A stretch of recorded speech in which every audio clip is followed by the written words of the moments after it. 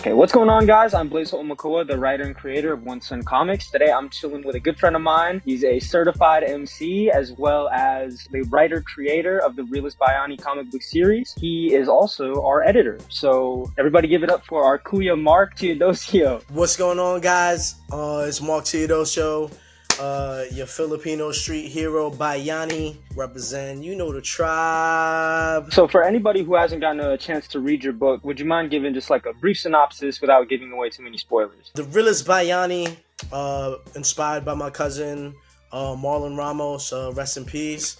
It's about a special operative of the army, the armed forces of the Philippines, named Marlon Ramos. I gave him my cousin's name, and I used it as a way to resurrect him. And it's about his trials and tribulations in finding his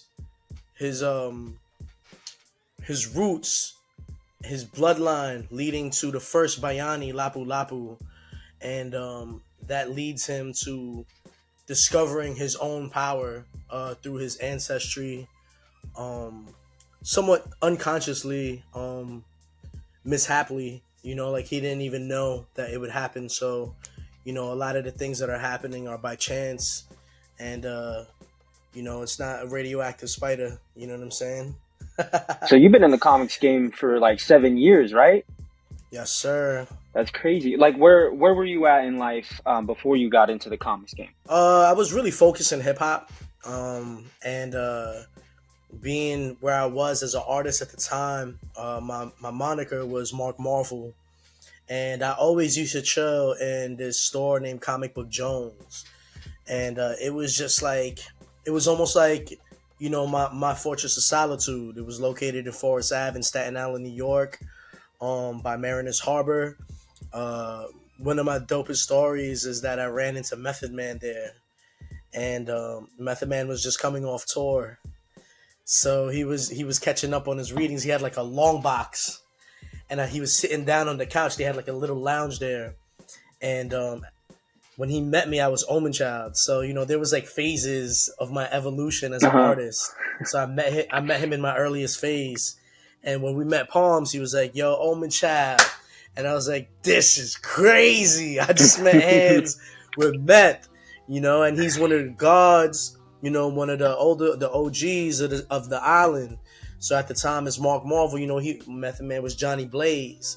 So at that time, when I was choosing to change my name from Omen Child to Mark Marvel, I was like, who do I choose? There was no Filipino superheroes to go by. So I was like, you know what? Fuck that. I'm gonna become Mark Marvel.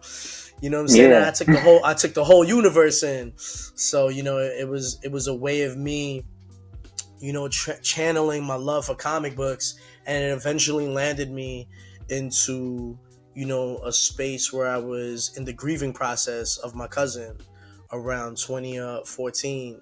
So around 2014, 2015, 2016, I started finding my way to the pad beyond rhymes, and it became, creating a universe and not just a verse, a whole universe. Right. Well, it sounds like you've always been, into comic books and stuff. So what were you reading growing up? Like, what are some of your inspirations? I remember the death of Superman happening around the time I was reading, like I was getting into comics. Like, yo, I want to go to the comic store, talking to my cousin Charlie. Yo, let's go to the comic store. And, at the time, Todd McFarlane had started drawing Spider-Man. I remember he was drawing the one, he started from issue 1. It was Spider-Man, like no amazing, no spectacular, just Spider-Man. And on the cover, they had like various covers of him just crouching, and with his fingers on the floor. It's a very classic cover of Todd McFarlane. And I was collecting at that time. Like, that's when I actually had lunch money that I would actually use to buy comic books in the stores. So Infinity Gauntlet. So like I was in like the 90s of comic books. But when I started really reading shit, I think one of my favorite books was when Jim Lee was in X-Men. And at the time, he was doing Extinction Agenda. That had to be one of my favorite X-Men storylines that really tapped me into an actual arc. not just like reading and looking at the characters, but reading the actual story arc. Making comic books is a super niche, like sometimes expensive hobby. So what inspired you to just make the full leap and keep going and just no matter what, put your head down and just do it? I think like the same grit and the same perseverance I had as an MC, like, I felt like, what's like the story of a Filipino rapper, like from New York, like no one was really looking for that, like in labels or anything. They didn't know how to really market somebody like me. Like the closest they had to marketing a Filipino rapper at that time was like Smiles and Southstar, like from Florida. It was a Filipino kid that was half Filipino, half white from Florida, and Jin was battling with Rough Riders, so he was battle rapping, and he was a Chinese rapper. So for me, like, as a Filipino MC, like I kind of learned to just keep going regardless. Like I'm mad. I was like, yo, I'm fucking nice, bro. Like there's no way I'm gonna just stop rapping because nobody knows how to market me. So I started finding myself. And eventually by the time I got to writing the comic book, I found myself even more. I started studying, like researching the Philippines, the history, the political climate of like what currently is happening, to the geography, to how Christianity came about, to why they're fighting Muslims. Like all of these things started to mold Bayani, and I was like, like even if I don't have a big crowd, being a Filipino New Yorker, it's gonna eventually on the internet start permeating outwards, into the diaspora. And so as soon as I started doing Lapu Lapu artwork and connecting Bayani to the first Bayani, from the last to the first, that's when everything came full circle, and I started like colliding with Filipinos from California that were like into the history deeply and would be like, yo, you should do this, you should add that. And I ain't asked them none of that. They were just like don't giving me their opinion, like passing it on to me. So it was the people that wanted it that made me keep going. The more people learned about it, the more they wanted it. The more that they wanted it, the more other Filipinos started becoming like indie publishers and creators.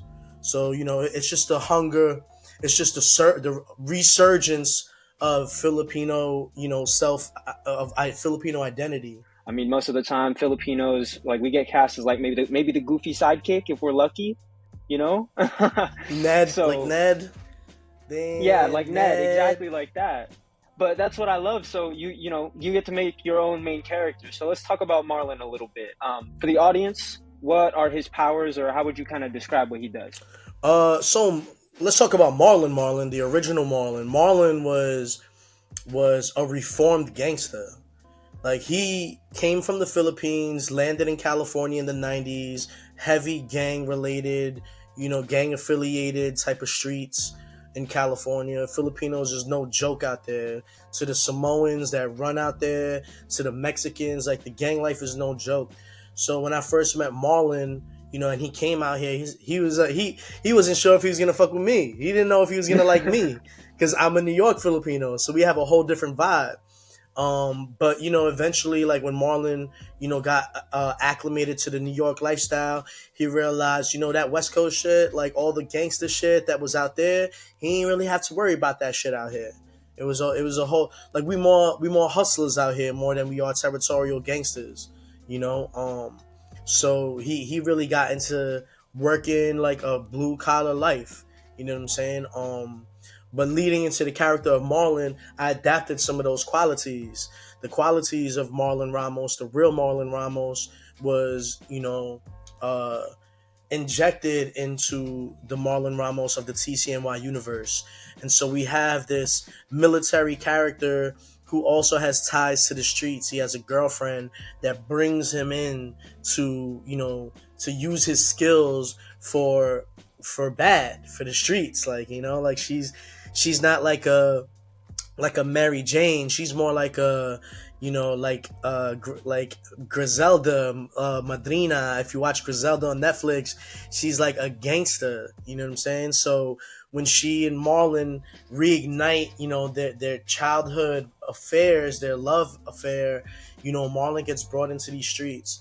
Um, Part of his powers, is very unique. I want to save that for the readers to find out in the book. Everyone asked me that question, and it's not like he flies around or does anything that's pretty traditional for superheroes. He doesn't have traditional powers.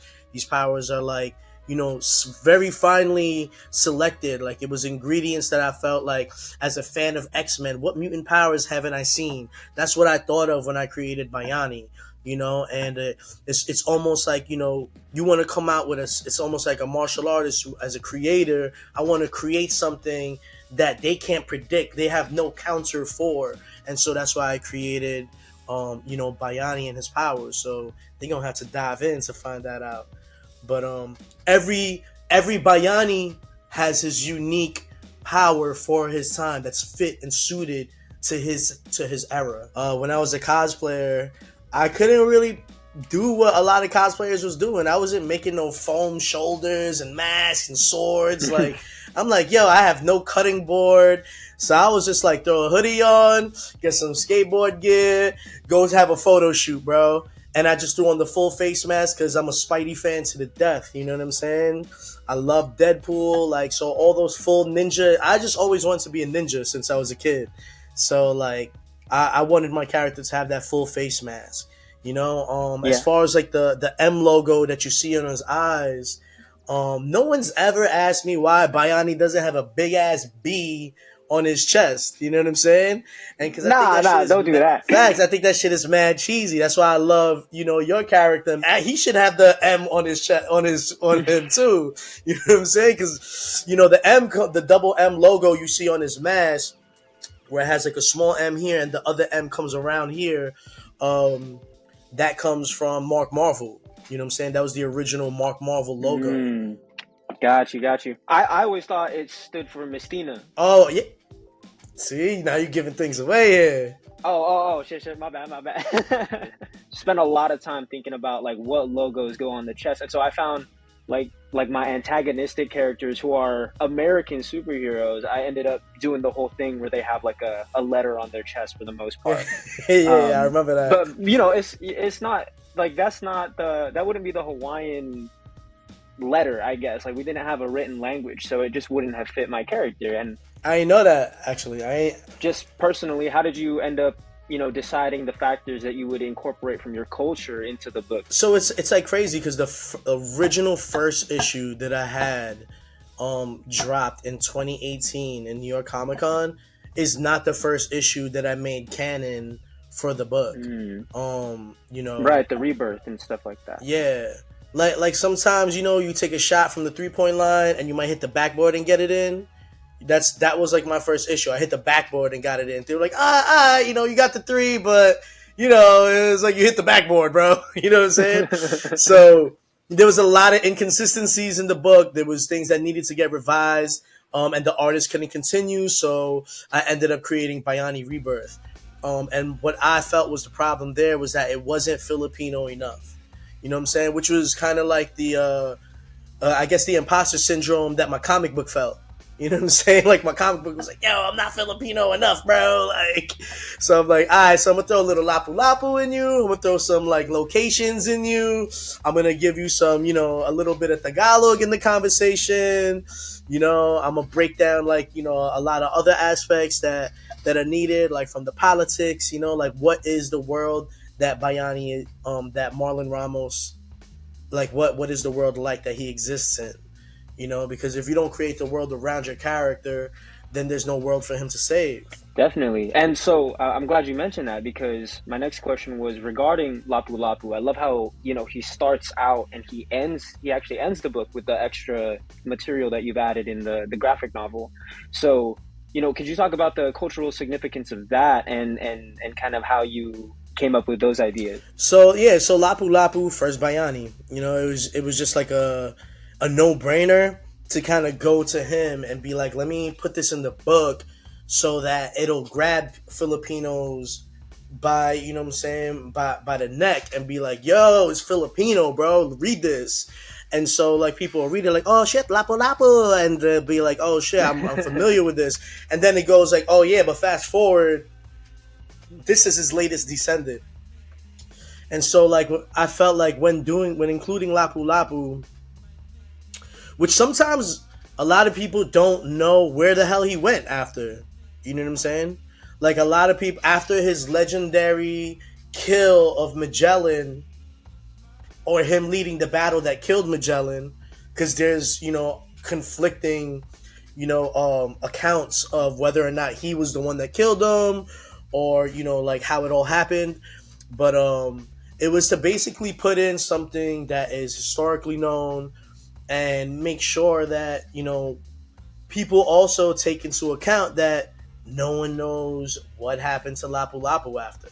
So when people read the trade, which is only available for a limited amount of time, then I'm leaving that Lapu Lapu story in that one trade, because I'm gonna probably separate it later to continue other storylines. Your book is essentially like filling in that gap, and I love that you anchor your story that takes place in the modern world, or like the futuristic world, in a historical like point. And yeah, I just found that was extremely creative and super unique to your story alone. So I actually didn't know that the Lapu Lapu stuff wasn't added until later on. So slight spoilers here, but I hope I'm not giving away too much. I can always cut this. Volume 1 ends with Marlon joining Red World, which is like a vigilante kind of organization. So could you talk about their role in the book? Yeah, so every hero in the hero journey has a teacher, and Dash, who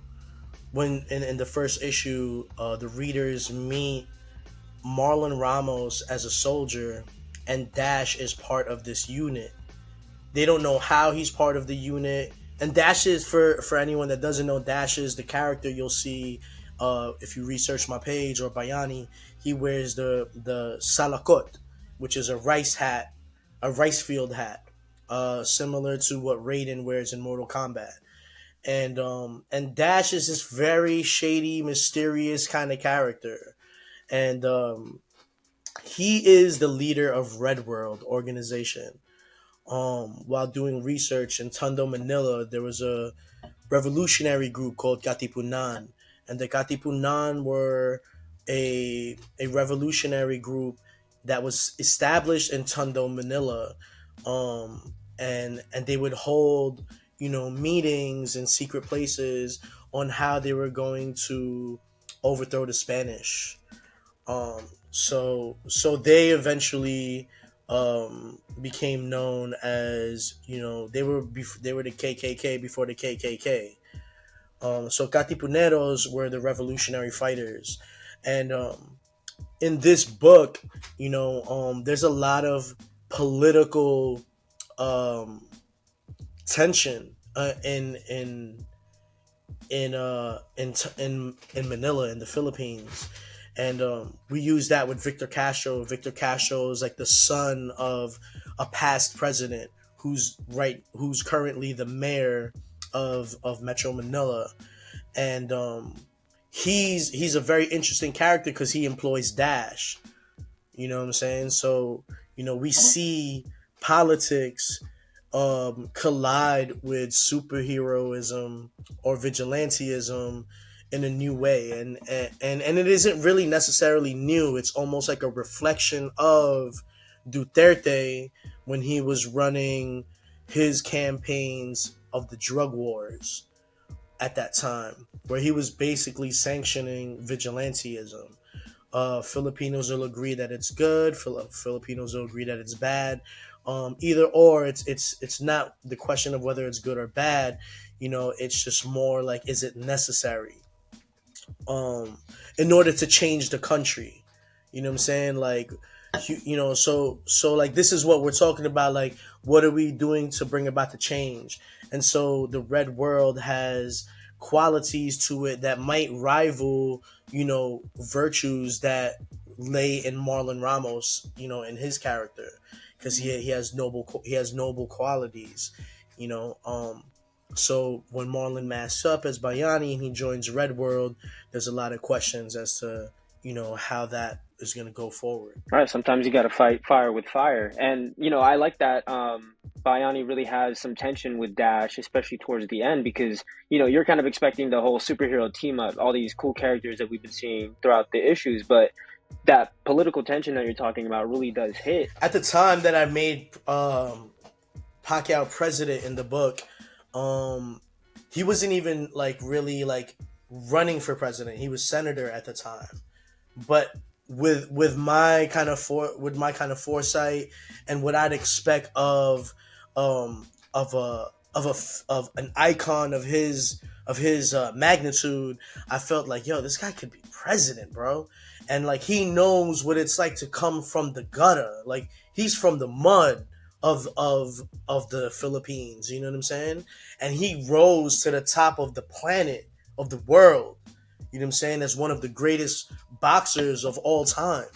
We're talking Um, about a man who lied about his weight by putting quarters in his pockets, people. Like, that's determination. and I kind of changed it a little bit, and I make him Manny Pacquiao Jr.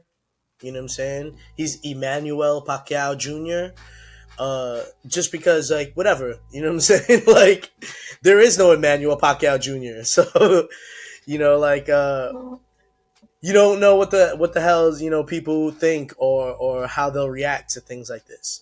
Um, so this was just in my imagination, what I imagined happening. But I think it's very close to our reality. You know what I'm saying? I'm surprised that he's not involved with what's going on today. But you know, we'll see what Bayani emerges in the near future in the real Philippines. So, what about on the flip side? We have the Three Nails organization. Could you talk about them and kind of, deciding how to make your antagonist? So shout out to my best friend, Shoe Rizzy Rap, Shoe Rizzy. He and I sit at work. We were sitting at work for months when I was like formulating Bayani. And like at first I had Victor Castro. Victor Castro for me was the antagonist at the time. And I was just like, damn, but I don't really want a kingpin type of villain. Like I was like, I want, and he is a super fan of Batman. So when I decided to create this antagonist who was unexpected, he actually pops in issue 2, and he's kind of like just shadowing like through the Philippines and just like kind of seeing what chess pieces are on the board. And by issue 3, he pops out, and he's just like Victor, and it's like the villain is looking for the villain, which is kind of like what the hell. So it's just like for people, like for readers, I want them to be like, but why isn't he fighting Bayani yet? And it's like because this dude is about to show you why he's not fighting Bayani yet, like why Bayani's not even on his radar, even when he is on the scene. Bayani's just like, you know what I'm saying? But so like this villain, Remington Rothschild, is part of this Three Nails organization, and Three Nails isn't even revealed until later, also. Um, and that's because they're that shadow organization, that shadow cult, like Illuminati vibe. You know what I'm saying? So You have Bayani and Jasmine Ray teaming up to save Castro at some point, and it's like, okay, and that really tells you a lot about Bayani and his motivations for being a hero. Like he genuinely thinks helping the world is by doing the things that he's doing, whereas you have these other people who have very strong political motivations. So again, just like a pressure cooker of tension on all sides, like even within the people that Bayani ends up teaming up with. Is that just because like you like those kinds of stories where it's constant tension throughout? yeah, I mean for me it's like the main title itself, the Realest Bayani. Like I want people to ask the question, like, who is the Realest Bayani? What makes a person a real hero? You know what I'm saying? Is it the Punishers of our world? Is it the Captain Americas of our world? The Supermans? Like those high noble characters where they're almost like too perfect. You know what I'm saying? So, or is it that guy that's gonna do what's necessary to make sure everyone could wake up the next day and not worry about Doctor Doom coming through again. I know the future of Marlon Ramos, but can you tease maybe for the audience, if you can say anything, kind of where you want to go with this? Well, I really want Marlon Ramos to inspire other heroes. You know what I'm saying? To come forth in the Philippines. The main reason why I created Bayani was to inspire more Filipinos to create superheroes. You know what I'm saying? I didn't create Bayani to be the first.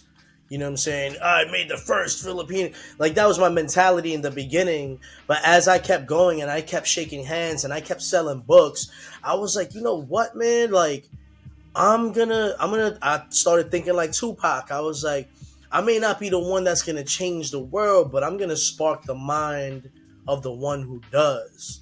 You know what I'm saying? And that's just how I really look at it. I look at it as like, even if I fight this war and I win this battle, this war is not gonna end. And I'm gonna need way more soldiers after me to carry on this battle. So like for me, it was like, I want Bayani to create more Bayanis at the end of the Right. day. You know what I'm saying? We're gonna talk about this after the call, but I've already been thinking about potential crossover. The tribe, bro. Come on, You man. know the I'm tribe. ready. I am ready, and yeah, the You next know story the arc can't tribe. get. So no spoilers, but what can readers expect for your next arc? So for my next arc is the OGs is back. The original gods is back. You know what I'm saying? And it's gonna lead into, you know what I'm saying, the crossover for Man to Man.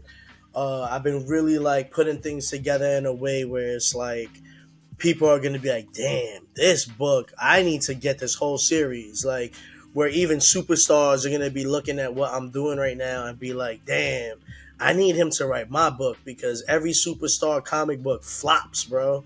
And they really need like they could get the best artists Marvel got, but if they ain't getting the best writers, like a lot of writers is not gonna invest into the weekend storyline like Starboy. Like, they're not gonna give you the most original story. You know what I'm saying? But if they were looking for indie creators who are passionate about the longevity of something, like, I don't know where Kid Cudi's going right now. You know what I'm saying? And I'm saying these names because, yo, they gotta hear this at some point and be like, yo, you know what? Like, I do gotta tap in with the smaller indie guys. I can't just jump into the indie scene and I got my number one comic with the hottest artist on the artwork. But where's the story going? It's not that their business takes away from ours, but it is very much like, why aren't we lending a helping hand to the people beneath us? And you've done that for me, and just offering to do editing work for us. And just to add to what you're saying, like, Mark Maz, the guy who gave me the shot to put my book on the table in New York Comic Con. Like, he says it in one of the interviews on YouTube, and he goes, what Mark isn't telling you is that when I first met Mark, he told me what he was trying to do, and I said, yeah, I gotta help him. He said, I saw me and him, and it's that Kapwa kind of energy. You know what I'm saying? Where it's like, the things that you do for someone else, you're really doing for yourself. You know what I'm saying? And I think like that's really what reflects in a lot of the decisions I make on who I work with, and the kind of like energy I give towards their IPs and their stories. And I think you already have like a good talent in your writing, in your vision, in your team, your support system. So like you're destined to bring that shit to the next level, and represent a people that we love seeing. You know what I'm saying? This perfectly leads into my next question, which was just regarding, you wrote "Be Your Own Hero." When you signed my book and you sent this off to me, I didn't know if that was like a personal message or if that's what you wrote and everything. But I just want to ask you, what does that mean to you, and why have you adopted that as kind of a phrase, a motto? So around the time of like 20, I would say 17 to 2019, I was writing an album called "Be Your Own Hero."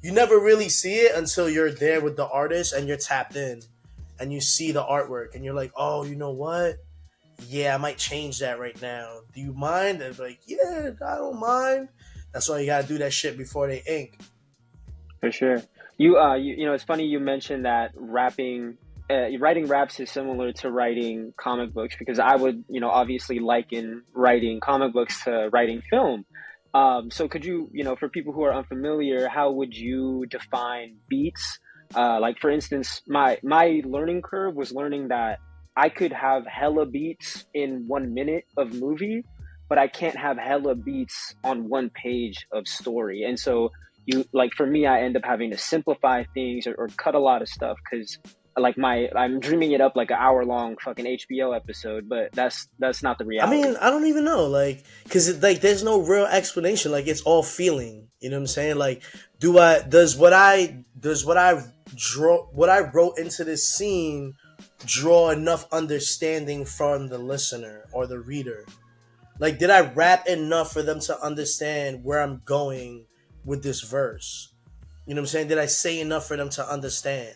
Like, it's really just making sure that your reader connects with you with the story. Like they got to be able to understand what you're trying to tell in the story. So like there'll be parts probably in Bayani that I did horribly in, trying to like tell a certain parts. They're like, so what were you trying to say in this part? Like, what was the point of this? It's the same thing with the rap parts. You know what I'm saying? Like for my listeners, they'll be like, oh, that sounded really fancy, but what is this song about? Like, you know what I'm saying? Like it there got to be a point to you writing the story. Like if you're writing a scene, what is the point of this scene? They're just fighting? Or are they fighting to break through a building and then they find like something in that building? You know what I'm saying?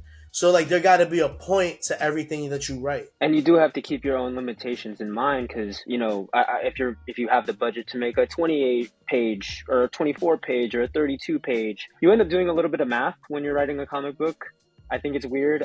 For me, I can only work structurally. So are you like a outline kind of guy? Do you write it all out all at once, or you know what's your process like? I usually outline like let's say like the first stories and then I start fleshing out from there. I mean I'll outline like the first few pages and then I'll flesh out, you know, with script and dialogue and you know, scene. Okay. So it's pretty simple. Do you have any tips for other writers? Shoot every idea back and forth with someone else of the possibilities of a scene. Just talk to someone else and be like, yo, but what if he does this? And then they'll hit you with yeah, that sounds pretty cool, but I think it'll be cooler if this happened. You know what I'm saying? Or this person popped up. Like, you know, always shoot back with somebody else. Like, you know, it shows like it brings out the most effective part of your story. You know, when you actually be like, oh, yo, you know what? I like that more. Because like the other person is the reader, really. You know what I'm saying? I also learned through working with you and working with Mark. It was very much like my story was there, but I had to work on the panel descriptions and translating my actual thoughts into a paragraph of what that artist would draw, essentially. So, could you talk about like how you work with artists and how you establish those relationships? Yeah, like I look for artists that know how to panel. Like panelizing is like the most important thing. Like pinups are cool and shit. They look great on Instagram, but like you know the paneling technique is really the distinguishable trait of an artist. Like if you have somebody that knows how to panel really cutting edge style paneling, then you got a good book coming for you know out of that. You know, anybody could draw into boxes. You know what I'm saying? But can they draw it enough to make it like eye appealing to the reader, where they're like, oh damn, this keeps my eyes open, like. Because at some point, like you know, like it gets boring. Like looking at art, it doesn't move. You're reading, you start like, yo, oh my god, you know what I'm saying? Like I don't finish books sometimes because I just be like, oh my god, You know, like I just be mad bored. I haven't read a good Marvel book in so long, bro. I can't even lie. Do you have any other projects in the works, or like, when do you kind of foresee the next issue? It's issue 6, I believe, coming out. Yeah, I can't even say right now, bro. I mean, we've dropped books without doing any Kickstarters. Like issue 4 and 5, we didn't do any Kickstarters. We did like a Kickstarter. Last Kickstarter we did was probably 2021, and that was to fund 3, 4, and 5. We raised $6,000, and we got some art done for 4 and 5, but we ain't publishing until like later.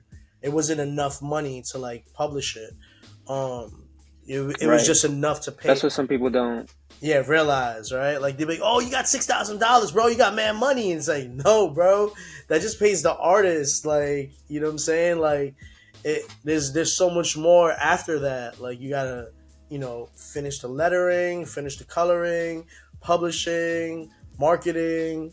You know, then deliveries. You know what I'm saying? All that mail out stuff. That's like almost 20% of your Kickstarter. If you got 100 backers, that's 100 packages going out. That's 100 times. Let's say just $5. That's $500 just for mail. You know what I'm saying? And so some people, like, I saw something that was saying Kickstarter, like, people's the goal that they're asking for is normally actually 30% of what it would actually take to fulfill what they're trying to do. But it's better to walk away with that 30% than no funding at all. And so, I hope that gives people just kind of like some insight into the economics of this business. It can be very expensive and it can add up super quickly if you're not, pacing yourself, especially. And so, I was checking out your Kickstarter pages, and so I noticed the first one was actually unsuccessful. Do you think you know why that was, or what do you think happened? I don't even really remember what happened. Like, I don't remember. I think I just didn't have enough of an audience at the time.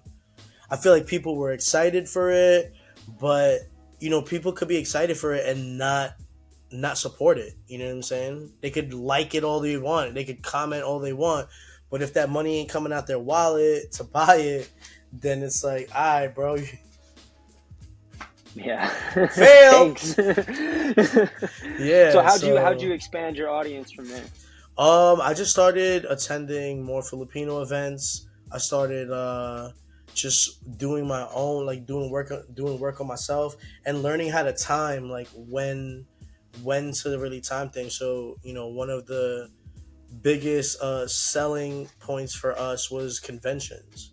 So if we would time it for conventions, then people will show up. People are already out there for comics. You know what I'm saying? People are going to your table now. They create traffic. You know what I'm saying? For people to come by and be like, why is there like 7 people in front of this table? You know what I'm saying? So it's always about timing the seasons for comics. Comics don't sell all year. Even if it's a hot book, it's not selling all year. I Not mean, yeah, everybody's. like for the past year, I've been working on the creative end of our book, but now I'm really getting into that the business owner end of it, and figuring out all those things, and just putting together my Kickstarter page. I've been learning, like, okay, like how do I take this big story and pitch it to people, almost like selling points, and find different things to highlight about it, and put that into marketable language, essentially, which can be tricky. That's not my background. Did you have any background in that, or how did you create your campaign? I have my team, my guy behind the scenes, Savvy Designs, and that's like his. Shout out to Savvy. Yeah, shout out Savvy Designs for sure. He's like the heavy artillery when it comes to marketing. Like he knows when and what works for Bayani. I'm sorry, hold on. Yeah, it seems like my daughter is crying in the back. Um, yeah, and I'm by myself too, so I might have to Bayani dash in a second. But yeah, Savvy's been the muscle behind like when to market, how we market. He sets up all of this Kickstarter pages that we had. Sets up the table. He's there before I am at Comic Con. You know what I'm saying? Like just chilling, and setting up the table. So he's really like the reason why a lot of Bayani is successful. That he's the project manager.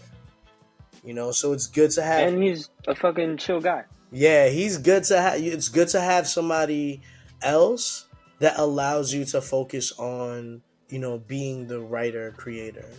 Because it's hard to cover every single role.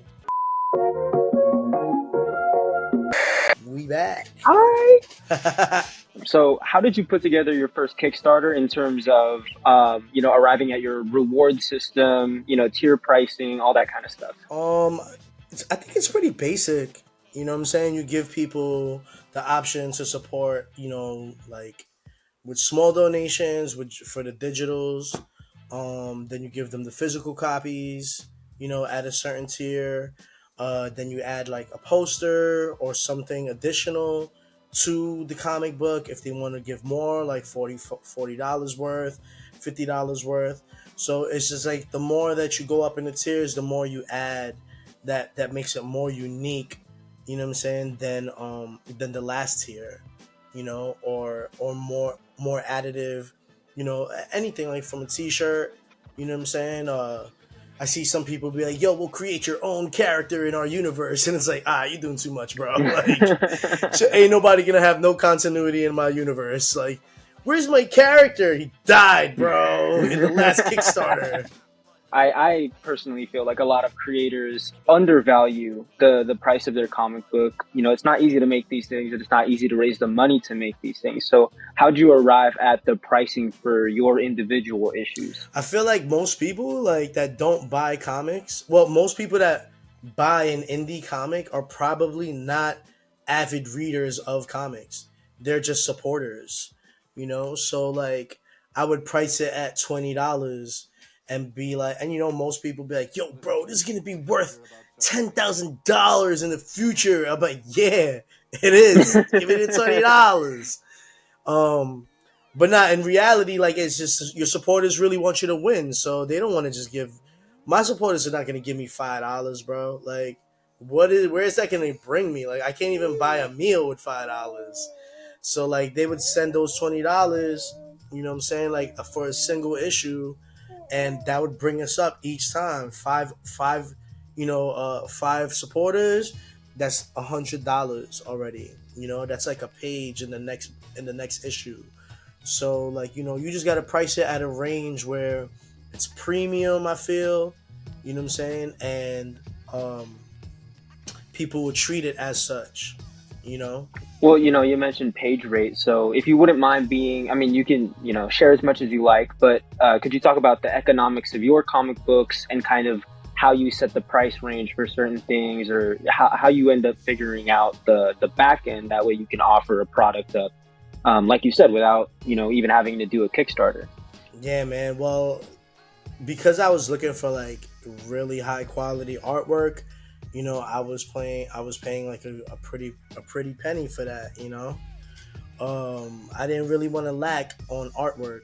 You pick up a lot of indie books and the art be like, it's not up to par with what you want to see, or I just feel like I want to see actual art that I like, that makes me look at the page like, oh, this is fire, like, you know what I'm saying? So, you want that factor, you want the shock value of a good book. And then, you got to consider the second aspect, which is the coloring. You know what I'm saying? The coloring is another part.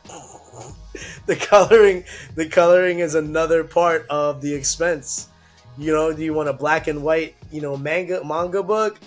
You know what I'm saying? I've seen some creators create black and white comics, and I'm like, bruh, what the hell? Sometimes it works, comics? Sometimes like Walking Dead was successful for that. So, as a comic creator yourself and somebody who's done some Kickstarters, when you go to support a Kickstarter, what do you look for on the page? And do you have any tips for anybody who may be currently putting together their page? I think just keep it simple for yourself. You know what I'm saying? Because you don't want to have so much to like have to cover at the end of the Kickstarter.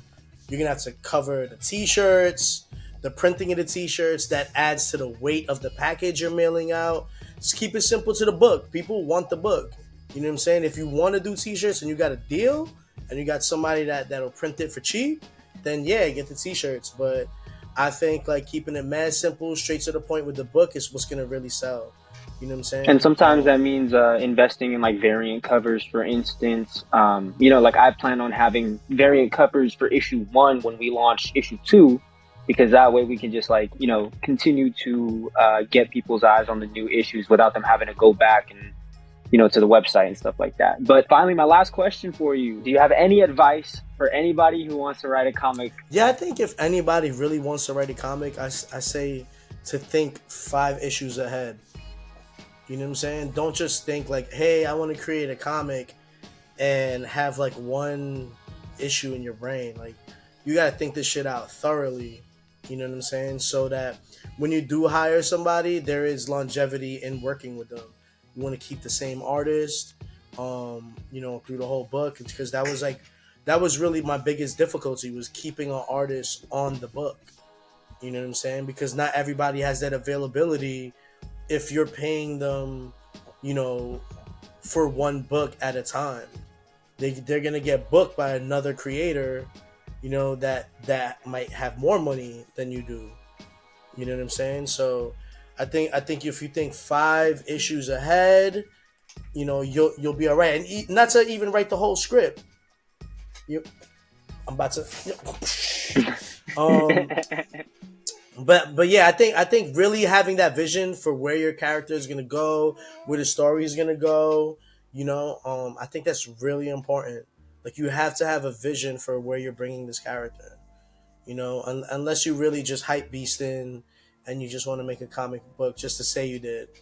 You know. Yeah, I see a lot of that, and I've even thrown money that in those directions, but nah, I think it's yeah, you learn real quick. That's all the questions I had for you, man. Thanks so much for joining me. I'll let you take care of daddy things. Yeah, yeah. Thank you, bro. Of course, of course. Anytime. Yeah, we'll chat soon. All right. Have a good one. All right, peace, Koa. Have a good one.